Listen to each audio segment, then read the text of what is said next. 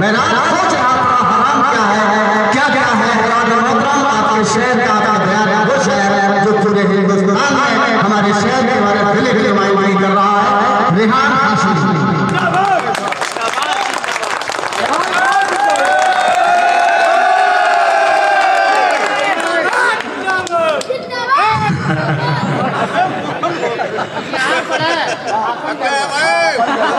अस्सलाम वालेकुम। देखिए सदर मुशारा से इजाजत चाहते हुए दानिश सिद्दीकी फैंस क्लब हमारी जान हमारी शान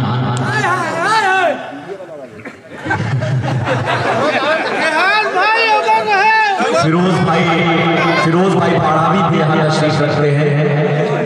हमारा छोटा भाई राज सिद्दीकी बनारस से चल के आया है।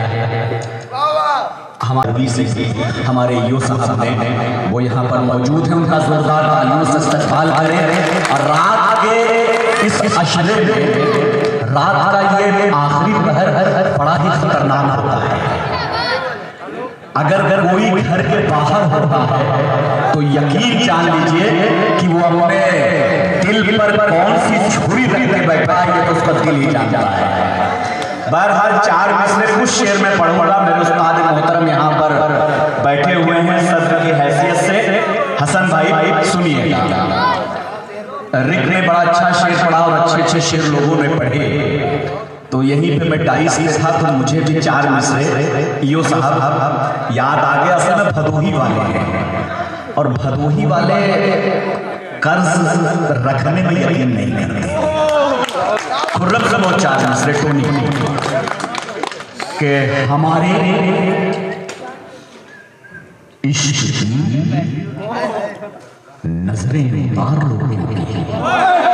सुनना डॉक्टर आसिफ साहब कि हमारे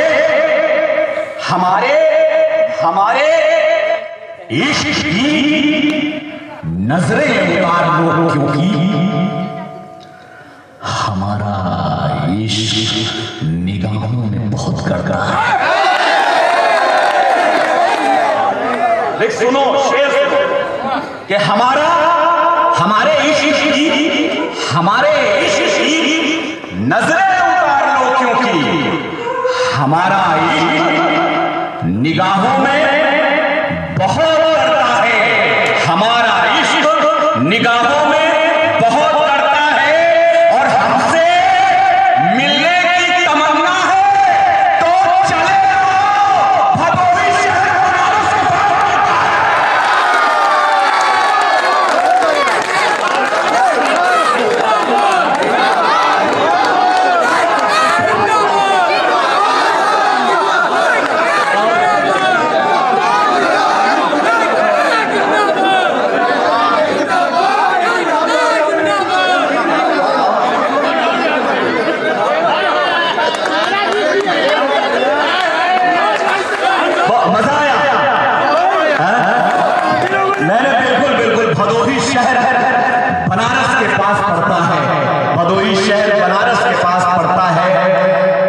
खुर्शीद भाई स्टेट मीडिया और दैनिक जागरण के ब्यूरो चीफ हमारे कैसर भाई निजामत के फराइज को अंजाम दे रहे थे।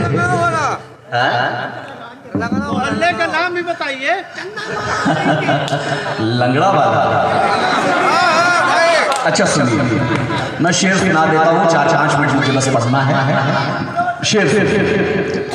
देखिए हर किसी के पहले तो 4 मिसरे मुझे याद आ गए हैं, वो भी एकदम ताजा हैं, वो भी सुनिए कि अदलो इंसाफ के यो साहब सुनिएगा शेर कि अदलो इंसाफ के मेयार भी चल जाते हैं।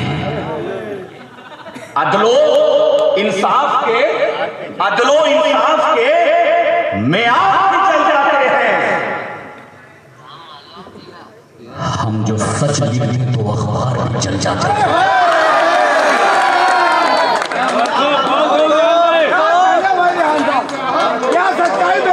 बहुत बहुत शुक्रिया। चौथे मिसरे पे मेरे छोटे भाइयों, अगर तुमको मेरी ये बात समझ में आ गई हो, देखिए सबके साथ एक चीज कुछ न कुछ चलती रहती है, सबके साथ।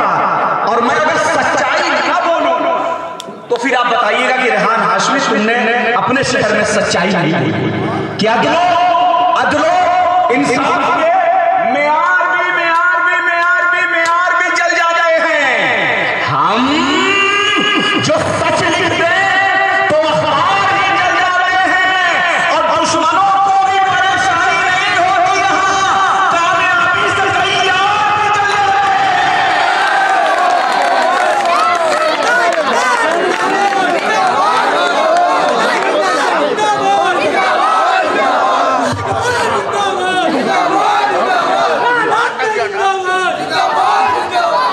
दुश्मनों को भी परेशानी नहीं होती, यहाँ कामयाबी से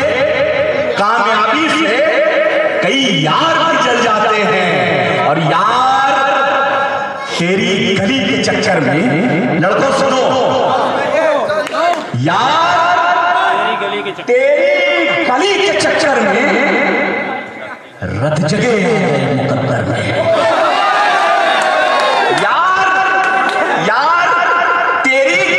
चक्कर में रत जगे आ गए मुकद्दर में। और शेर सुनना कसम खुदा की, रील पे ये शायरी नहीं मिलेगी, ये शेर बदोई की सरजमीन पे दे रहा हूं, और सुन के बताना और शेर समझना और फिर बताना कि यार तेरी गली के चक्कर में रत जगे आ गए मुकद्दर में, और रेत पर एक महल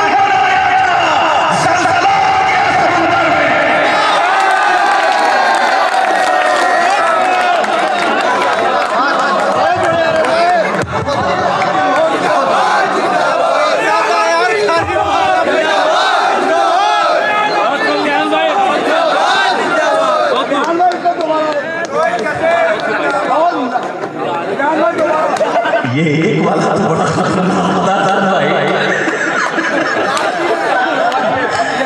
नहीं, माला ए आई, फिर माला बी आई, माला सी आई, तो लगता है हसन भाई इसने इसीलिए एक ही से काम चला लिया। बहुत बहुत शुक्रिया हसन भाई, एक बार जोरदार तालियां बजाएं, जोरदार तालियां बजाएं दोस्तों। यार तेरी गली के चक्कर में रत जगे आ गए मुकद्दर में, रेत पर एक महल बनाया था, जलजला आ गया समंदर में, जलजला आ गया समंदर में। और जिनको खैरात का लुक़मा नसीब था, ये सब होता क्या है कि हम आज खुश हैं, हम आज इस ओहदे पे पहुंचे हैं, किसी न किसी दोस्त का, यार का, पड़ोसी का, रिश्तेदार का साथ जरूर होता है। लेकिन जब लोग कहीं किसी ओहदे पे पहुंच जाते हैं तो फिर क्या करते हैं, मैंने इसको बहुत ही करीब से महसूस किया है। सुनिए हसन भाई, कि जिनको खैरात का लुक़मा नसीब था, जिनको खैरात का लुक़मा नसीब था कल तक, बुलंदियों पे उड़े तो ज़मीन को भूल गए। आवाज नहीं है, नहीं समझ में आया। चौथा मिसरा आग है, आग। अगर तुम्हारे आग को मैंने इन 4 मिसरों में पिरोया है तो मेरी आवाज से आवाज मिलाना कि जिनको खैरात का लुक़मा नसीब था कल तक, बुलंदियों पे उड़े तो ज़मीन को भूल गए। अरे दौड़ना हमने सिखाया था, जितने रेस में जीत गए भूल गए।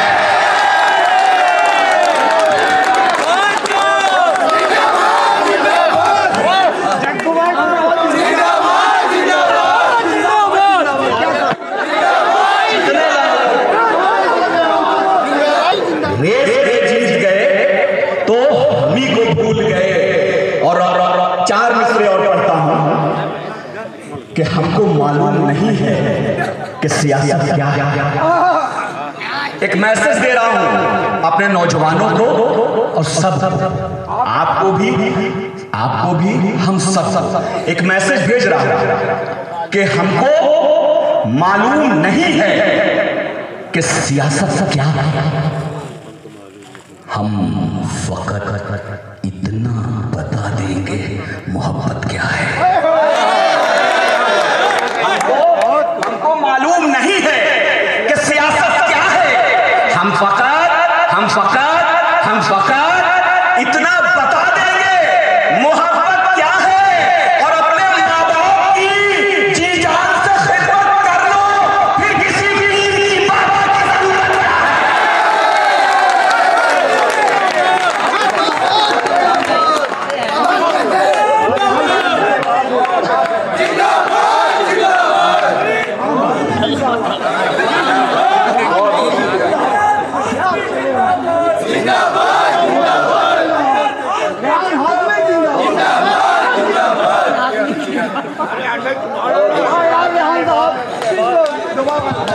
नहीं सही था, पैगाम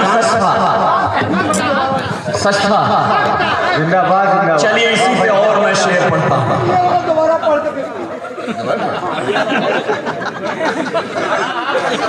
देखिए शाह बाबू खां हमारे बुजुर्ग हैं, हमारे बड़े हैं, तो उनकी बात को हमको तस्लीम करना ही पड़ेगा, क्योंकि असल में ये पचभैया, मलिकाना, बुरियाना, अब इसको डाक के हमको जम्मू में जाना है, तो उनको सुनना पड़ेगा, हमको उनकी बात को कि हमको मालूम नहीं है कि सियासत क्या है, हम फकत इतना बता देंगे मोहब्बत क्या है। अपने माँ बाप की जी जान से खिदमत कर लो, फिर किसी पीर की बाबा की ज़रूरत क्या है। दोस्तों मोहब्बत, माँ बाप की मोहब्बत को वही समझ सकता है जिनके माँ बाप इस दुनिया में नहीं है, जिनके माँ बाप इस दुनिया में नहीं है। मैं 4 मिसरे और पढ़ता हूं कि अपनों के दरमियान सियासत फजूल है। सुनो कि अपनों के दरमियान सियासत फजूल है, मकसद न हो कोई तो इबादत फजूल है। अपनों के दरमियान अल्लाह दिखावे की इबादत को पसंद नहीं करता, अल्लाह दिखावे की इबादत को पसंद नहीं करता। मैंने 4 मिसरे कभी कहे थे कि भूल गया, लेकिन बहुत जबरदस्त शेर था, मुझे याद नहीं आ रहा है। लेकिन माँ बाप ऐसी चीज है वाकई में, जिनके हैं तो उनको चाहिए कि इबादत की तरह उनसे मोहब्बत करें, कि अपनों के दरमियान सियासत सियासत सियासत फजूल है, मकसद न हो कोई, मकसद न हो कोई, मकसद न हो कोई तो बगावत फजूल है। और रोजा, नमाज, सदका, खैरात या के हज, माँ बाप न खुश हो तो इबादत फजूल है। क्या बात, क्या बात, हक है। माँ बाप न खुश हो तो इबादत फजूल है। सच्ची बात है। रोजा, नमाज, सदका, खैरात या के हज, माँ बाप न खुश हो तो इबादत फजूल है। एक मिसरा था, उस्ताद ने शायद बहुत पहले दिया था, और उन्होंने ये कहा था, मैंने उनके मिसरे से इस्तेफादा किया था। उस्ताद ने कहा था कि अगर अच्छा शेर कह के लाओ तभी तक मैं उस शेर को अच्छा कहूँगा, नहीं तो नहीं कहूँगा। मैंने 20 से 25 बार शायद कोशिश की थी, और उस्ताद ने 20 से 25 बार मेरे शेर को फाड़ कर फेंक दिया था। फिर एक दिन मैंने 4 मिसरे कहे और उस्ताद के सामने रखा।